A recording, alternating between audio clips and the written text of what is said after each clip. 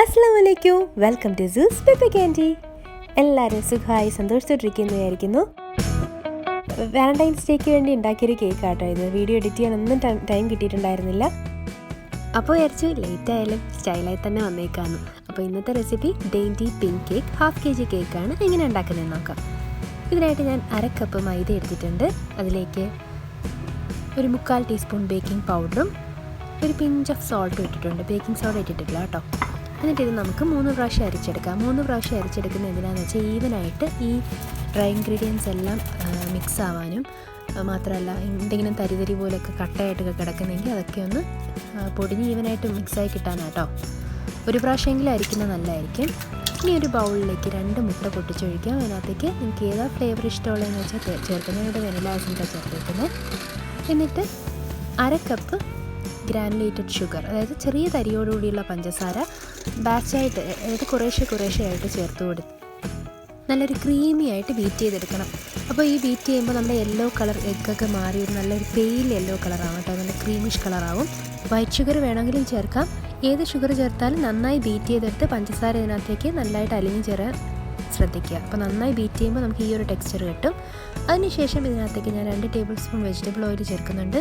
പിന്നെ ഒരു പിങ്ക് കളറും കൂടെ ചേർക്കുന്നുണ്ട്, ഒരു ഡ്രോപ്പ് ചേർക്കുന്നുണ്ട് കേട്ടോ. അത് ഓപ്ഷണലാണ്. പക്ഷേ ഈ ഒരു കേക്കിന് പിങ്ക് കളർ വേണം. ഈ ഒരു കേക്കിന് വാനില ഫ്ലേവർ തന്നെ വേണമെന്നില്ല, റോസ് ഫ്ലേവറിൽ ചെയ്താലും നല്ലതായിരിക്കും. പക്ഷേ എൻ്റെ വീട്ടിൽ ആർക്കും ആ ഒരു ഫ്ലേവർ ഇഷ്ടമല്ലാത്തതുകൊണ്ടാണ് ഞാൻ വാനില ഫ്ലേവർ ചെയ്യുന്നത്. നിങ്ങൾക്ക് റോസിൻ്റെ ഫ്ലേവർ ഇഷ്ടമാണെങ്കിൽ റോസ് എസൻസും കൂടെ ചേർത്ത് കൊടുത്താൽ മതി. ഇനി അതിനുശേഷം ഇതിനകത്തേക്ക് നമ്മൾ അരിച്ചു വെച്ചിരിക്കുന്ന ഡ്രൈ ഇൻഗ്രീഡിയൻസ് ചേർത്ത് കൊടുക്കാം. അതും ബാച്ചായിട്ട് ചേർത്ത് കൊടുക്കുക. കൂടാതെ 2 ടേബിൾ സ്പൂൺ റൂം ടെമ്പറേച്ചറുള്ള പാലും കൂടി ഒഴിച്ചു കൊടുക്കുന്നുണ്ട്. ഇനി കഴിയുന്നത് ബീറ്റർ ഉപയോഗിച്ച് മിക്സ് ചെയ്യുന്നതിന് പകരം ഇതുപോലൊരു ഹാൻഡ് വിസ്കോ അതല്ലെങ്കിൽ സ്പാച്ചിലോ ഉപയോഗിച്ച് മിക്സ് ചെയ്യുന്നതായിരിക്കും നല്ലത്. ഡ്രൈ ഇൻഗ്രീഡിയൻസ് മിക്സ് ചെയ്യുമ്പോൾ കട്ട് ആൻഡ് ഫോൾഡ് മെത്തേഡ് ഉപയോഗിച്ച് പതുക്കെ ചെയ്തെടുക്കുക.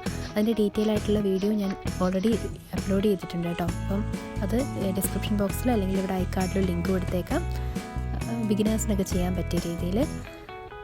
കാര്യം ഇവിടെ നമ്മൾ ഓവർ മിക്സ് ആയിക്കഴിഞ്ഞാൽ നമ്മുടെ കേക്ക് നമ്മൾ വിചാരിക്കുന്ന പോലെ ഫ്ലഫി ആയി കിട്ടത്തില്ല.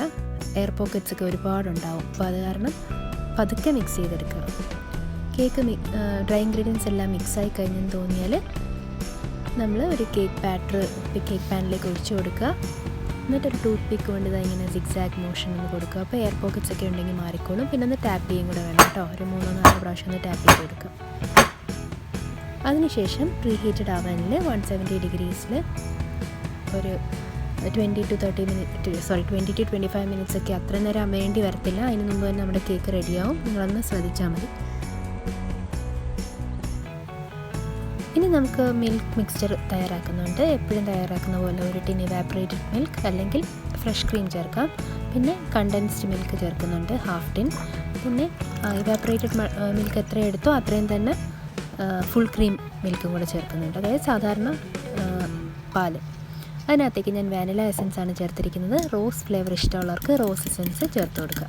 അപ്പോൾ റോസ് ഫ്ലേവർ ചേർത്ത് കൊടുക്കുമ്പോൾ ഇതിനൊരു റോസ് മിൽക്ക് കേക്കിൻ്റെ ടേസ്റ്റ് ആയിരിക്കും കേട്ടോ. അപ്പോൾ ഈ കേക്കിൻ്റെ ഒരു പ്രത്യേകത ഏതാ. ഇനി വാലന്റൈൻസ് ഡേക്ക് കേക്ക് തയ്യാറാക്കുമ്പോൾ ഹാർട്ട് ഷേപ്ഡ് കേക്ക് അല്ലെങ്കിൽ പിന്നെ എന്ത് വാലന്റൈൻസ് ഡേ അല്ലേ. അപ്പോൾ അങ്ങനെയുള്ള കേസിൽ ഈ റൗണ്ട് കേക്കിന് ഇങ്ങനെ ഒരു പേപ്പറിൽ നമ്മൾ ഹാർട്ട് ഷേപ്പ് കട്ട് ചെയ്തിട്ട് ബാക്കിയുള്ള ഇതുപോലെ വെച്ചിട്ട് ഞാൻ ബാക്കിയുള്ള പോർഷൻ കട്ട് ചെയ്ത് മാറ്റാണ് കേട്ടോ. അപ്പോൾ നമുക്ക് ഹാർട്ട് ഷേപ്പ് പീസസ് കിട്ടും.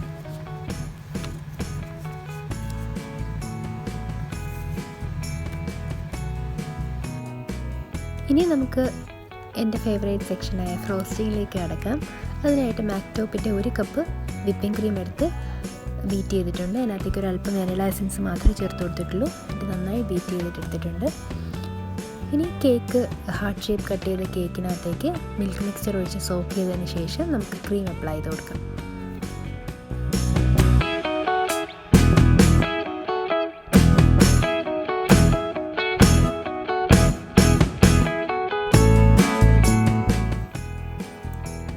അങ്ങനെ എത്ര ലെയറാണോ നിങ്ങൾ വെക്കുന്നത് അത്രയും ലെയർ ഇതുപോലെ ക്രീം അപ്ലൈ ചെയ്ത് മിൽക്ക് മിക്സ്ചർ ഒഴിച്ച് സോക്ക് ചെയ്തതിന് ശേഷം ക്രീം അപ്ലൈ ചെയ്ത് ക്രം കോട്ട് ചെയ്തെടുക്കുക.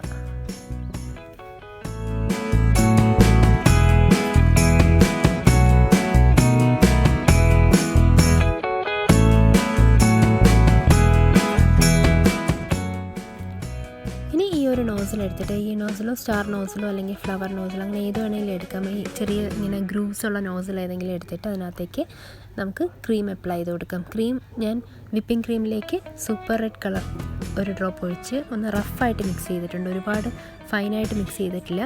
അപ്പോൾ അത് കാരണം തന്നെ ഈ ഒരു റോസെറ്റ് നമ്മൾ ഉണ്ടാക്കുന്ന ഈ ഒരു സ്പേൾസ് ഇല്ലേ, അത് വൈറ്റ് കളറിലും പിങ്ക് കളറിലും റെഡ് കളറിലുമായിട്ട് മിക്സായിട്ടാണ് വരുന്നത്.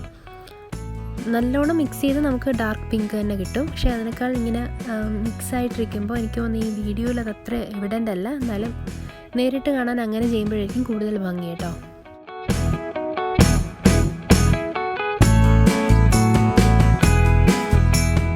സൈഡിലായിട്ട് ഞാൻ കൊടുത്തേക്കുന്നത് ഇങ്ങനെ ജസ്റ്റ് അതേ നോസിൽ വെച്ചൊരു അപ്വേർഡ് സ്ട്രോക്ക് കൊടുത്തിട്ടുണ്ട്. അല്ലാതെ വേറെ പ്രത്യേകിച്ച് ഒന്നും ചെയ്തിട്ടില്ല. അപ്പോൾ ആർക്ക് വേണമെങ്കിലും പെട്ടെന്ന് ഉണ്ടാക്കിയെടുക്കാൻ പറ്റുന്ന ഒരു കേക്ക് ഡിസൈനാണ് കേട്ടോ ഇത്.